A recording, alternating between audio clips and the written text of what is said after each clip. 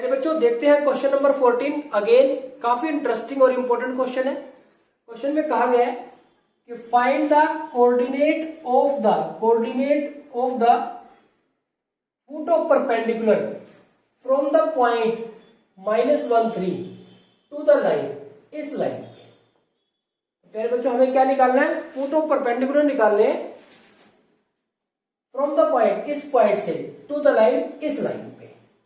तो समझे पहले इसको कि क्या हमें कहा गया है। इसको पहले देखो हम प्लॉट करते हैं कि हमारे पास कोई पॉइंट है -1 और 3। इस पॉइंट को हमने नाम दे दिया P। इस पॉइंट से क्या किया गया है? परपेंडिकुलर ड्रा किया गया है इस लाइन पे। ये हमारे पास लाइन है। तो ये लाइन है हमारे पास 3x - 4y - 16 = 0। इस लाइन पे परपेंडिकुलर ड्रा किया है। तो जब इस P पॉइंट से जब इस लाइन पे परपेंडिकुलर ड्रा किया गया है तो ये इस लाइन पे कहीं ना कहीं तो मिलेगा। मान लो ये क्यू पॉइंट पे मिला, तो क्यू पॉइंट के कोऑर्डिनेट बताने हैं। हमें ये बताना है कि क्यू पॉइंट क्या है हमारा, हमें ये बताना है। तो ये हमारे पास काम है मेरे बच्चों। अब आप देखो कैसे इसको सोल्व करेंगे। अब क्यू जो पॉइंट है वो कौन सी लाइन पे लाई करता है? जो ये लाइन गिवन है 3x - 4y - 16 = 0, इस पे लाई करता है या फिर P क्यू पे लाई करता है? परपेंडिकुलर पे लाई करता है, दोनों पे। यानी कि जो क्यू पॉइंट है वो पॉइंट ऑफ इंटरसेक्शन है दोनों का। क्यू जो पॉइंट है वो दोनों का पॉइंट ऑफ इंटरसेक्शन है। यानी कि पहले हमें P क्यू लाइन की इक्वेशन निकालनी पड़ेगी। P क्यू को आप लाइन भी कह लो, P क्यू को आप परपेंडिकुलर, क्योंकि आगे इसको प्रोड्यूस करोगे तो ये फिर लाइन में कन्वर्ट हो जाएगी। तो आप P क्यू की आपको इक्वेशन निकालनी पड़ेगी। P क्यू की इक्वेशन आ गई आपके पास, इसकी पहले ही आपके पास, दोनों को सोल्व कर देंगे तो जो x की वैल्यू आ जाएगी वो क्या होगा? क्यू पॉइंट होगा। वो हमारे पास क्या होगा? क्यू पॉइंट होगा।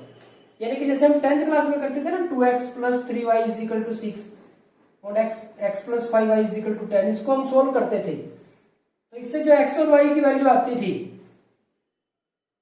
यानी कि वो क्या होती थी, जहां पे दोनों वो लाइनें आपस में क्या कर रही है? इंटरसेक्ट कर रही है।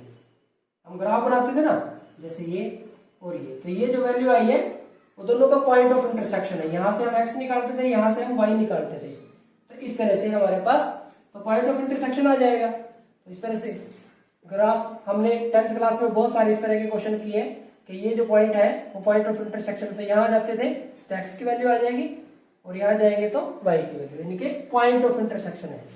तो यहां ये जो पॉइंट हमने निकाला है ये है पॉइंट ऑफ इंटरसेक्शन। तो क्या वो हमारा पॉइंट ऑफ इंटरसेक्शन है? क्यू की वैल्यू निकालने के लिए हमें दोनों को सोल्व करना पड़ेगा और दोनों को सोल्व करने के लिए पहले हमें P क्यू की इक्वेशन निकालनी पड़ेगी। जो P क्यू है, जो परपेंडिकुलर है, उसकी इक्वेशन हमें निकालनी पड़ेगी। अब आप देखिए कैसे चलेंगे। अब P क्यू की इक्वेशन कैसे निकालेंगे इसके बारे में सोचते हैं। देखो प्यारे बच्चों, P क्यू जो है वो इस पॉइंट से पास करता है, एक पॉइंट तो मिल गया। P क्यू की स्लोप हमें नहीं पता, लेकिन हम इस लाइन की स्लोप निकाल सकते हैं और P क्यू उस पे परपेंडिकुलर है। तो P क्यू की स्लोप क्या हो जाएगी? इसकी नेगेटिव रेसिप्रोकल हो जाएगी। तो P क्यू की स्लोप पता चल गया, एक पॉइंट पता चला गया, तो पॉइंट स्लोप फॉर्म में यूज कर लेंगे तो हमारे पास P क्यू की इक्वेशन आ जाएगी। अब एक इक्वेशन वो और एक ये, इन दोनों को आपस में सोल्व कर लेंगे तो हमारे पास क्यू पॉइंट आ जाएगा। ठीक है, तो ये काम प्यारे बच्चों हमें करना है। अब हम लिखेंगे given equation of line is, क्या है हमारे पास? 3x - 4y - 16 = 0। एक तो ये है, ठीक है। अब यहां से हम क्या करते हैं, इसको इक्वेशन 1 मान लेते हैं। हम लिखते हैं कि let Q be the foot of perpendicular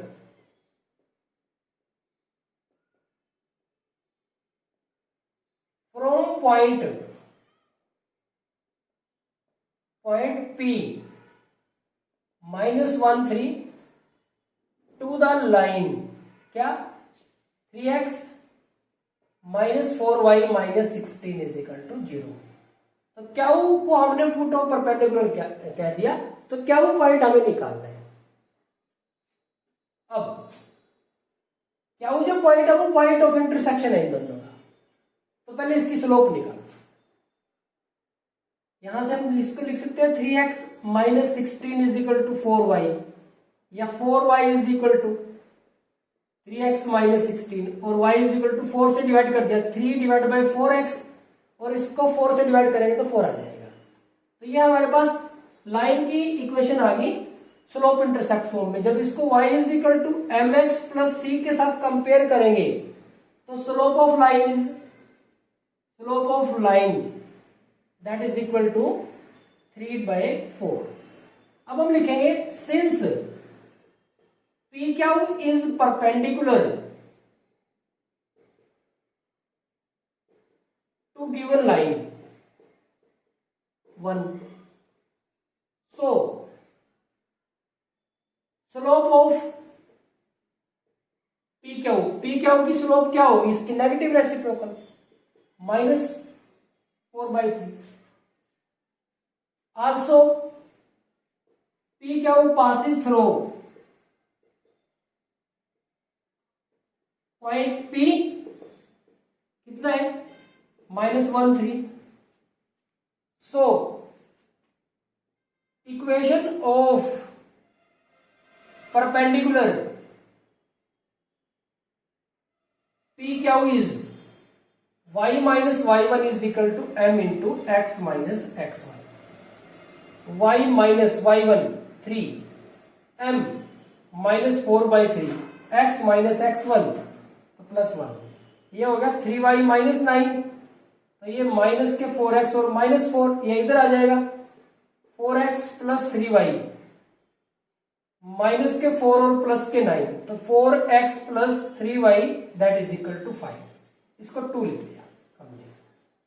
अब देखो इसकी भी इक्वेशन आ गई और इसकी भी इक्वेशन, दोनों को सोल्व करेंगे आपस में तो हमें क्या पॉइंट मिल जाएगा। तो हम लिखेंगे since Q is the intersection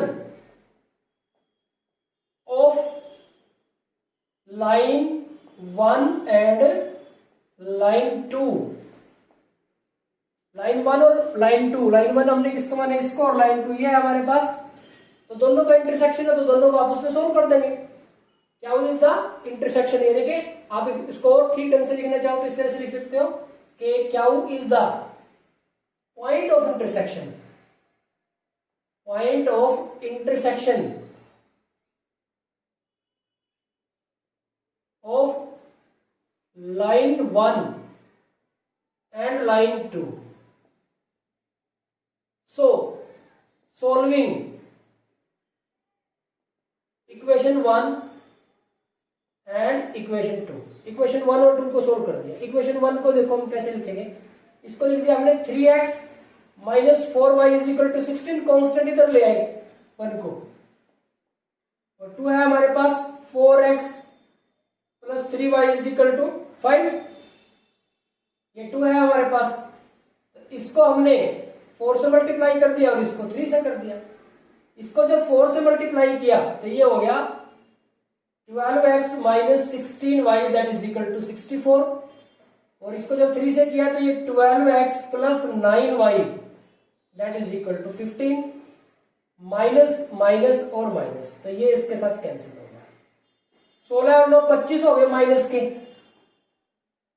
और यहाँ पे हमारे पास ये प्लस के बचेंगे, देखें कितने बच जाएंगे हमारे पास। अगर ये 65 होते तो ये 50 बच जाते, तो ये 49 हमारे पास रह जाएंगे। तो y की वैल्यू आ जाएगी -49 डिवाइड बाई 25, तो y तो हमारे पास ये आ गया। अब ये जो y की वैल्यू है इसको इक्वेशन 1 में पुट कर दो, इक्वेशन 2 में पुट कर दो, जहां आपको ठीक लगे वहां पे पुट कर देते हैं। तो फ्रॉम इक्वेशन 1 या 2, इक्वेशन 1 से ले लो 3x, आप ऐसे कंफ्यूजन मत करना कि यहाँ इक्वेशन 1 है तो आप इसको इक्वेशन जैसे इसको ऐसे लिखा है इसको 2 मान, इसको 2 तो ये पहले ही है तो इसको आप लेना चाहो तो 3 ले लो, क्योंकि आपने क्या किया है कि 16 को इधर ले आए हैं तो है तो ये इक्वेशन 1 ही। तो अगर आपको दिक्कत लगती है तो इसको ऐसे लिख दो, फ्रॉम इक्वेशन 1, या इसमें कर रहे हैं तो फ्रॉम इक्वेशन 3 लिख सकते हो आप। 3x minus 4 into Y, Y की वैल्यू है माइनस, यहां थोड़ी गड़बड़ होगी, माइनस तो एक ही जगह लगेगा ना, तो ये -25 नीचे आएंगे तो यहाँ पे आ जाएगा ये, तो ये -49 divide by 25 that is equal to 3 में पुट किया है 3x minus 4y that is equal to 16, तो 3x that is equal to 16 तो पहले था यहाँ पे। अब देखो ये बनेंगे प्लस के और उधर जाके ये माइनस के हो जाएंगे, तो माइनस के 50 होते तो 200 होते, 200 से 4 कम हो गए, 196 बटे में 25, तो यहाँ 25 इसका एलसीएम आ जाएगा। 25 की 16 के साथ करेंगे तो 400 हो जाएंगे, 25 की 150 जीरो, 25 और 25 और 15 40, 400 माइनस 196, तो ये हमारे पास आ जाएंगे 196 4 204 बटे में 25। तो हमारे पास जो क्यू पॉइंट है, नहीं अभी तो देखो ये हमारे पास कितना है 3x है, तो x तो अभी रहता है निकालना, तो x हमारे पास हो जाएगा 204 बटे में 25 और गुना में 3 तो कैंसिल हो जाएगा, 3 एकम 3, 3 6 18 और 3 8 24, तो ये आ गया हमारे पास 68 बटे में 25। तो हमारे पास यहां लिख देते हैं कि जो क्यू पॉइंट है वो x कोऑर्डिनेट आ गया 68 बटे में 25 और जो y कोऑर्डिनेट है वो आ गया -49 बटे में 25। तो प्यारे बच्चों ये इसका आंसर है 68 बटे 25 और -49 बटे में 25। तो आपको कॉन्सेप्ट समझना है, यहाँ पे क्या कहा था कि फोटो परपेंडिकुलर ड्रा किया गया है, परपेंडिकुलर ड्रा किया गया है, तो इसका जो फुट है, जिसका पैर है, उसके कोऑर्डिनेट बताओ।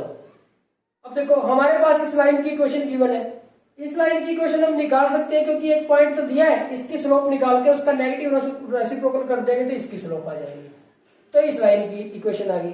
तो ये दोनों लाइनें जब इनको सोल्व करके एक्स और वाई की वैल्यू निकालते तो इससे क्या आता है, पॉइंट ऑफ इंटरसेक्शन आता है, और यही तो है हमारा पॉइंट ऑफ इंटरसेक्शन। क्या हुई तो था पॉइंट ऑफ इंटरसेक्शन, वो हमने निकाल लिया।